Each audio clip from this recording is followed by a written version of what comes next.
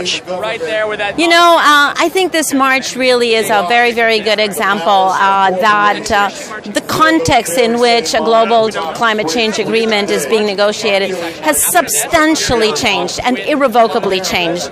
This is an unprecedented mobilization of public support for not just for an agreement, but for an ambitious agreement. An ambitious agreement that is actually going to make a difference in the lives of so many people, in particular the vulnerable people.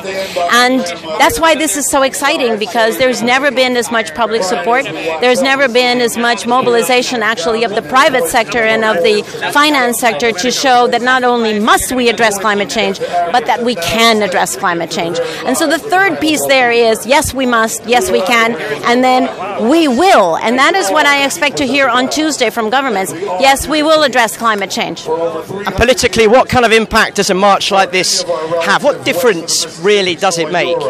You know, I think it contributes to building confidence. Governments are really struggling to decide for themselves how ambitious can they be in this agreement. And the more public support there is, the more corporate support there is, the more confidence governments can have to strive for the highest level of ambition. So it's a very, very important confidence-building process. You're marching, you mentioned, on Twitter with your two daughters. What does it mean for you to see so many young people here? It's a theme you've talked about a lot in the past few years since you've taken over as UN climate chief. Well, you know, it used to be that climate change impacts would only affect the next generation, and that's definitely what motivated me to get into this. But actually, we are now at the point where climate change is affecting even those of us who are here now, this generation.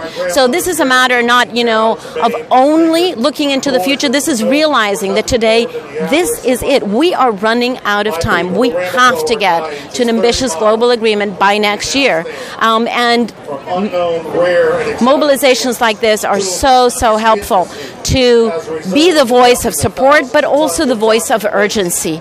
We have to get there, and I'm actually confident that that this voice is going to be heard. It's going to be heard down at the UN, where they will be. In fact, I see many negotiators who will be here today as well.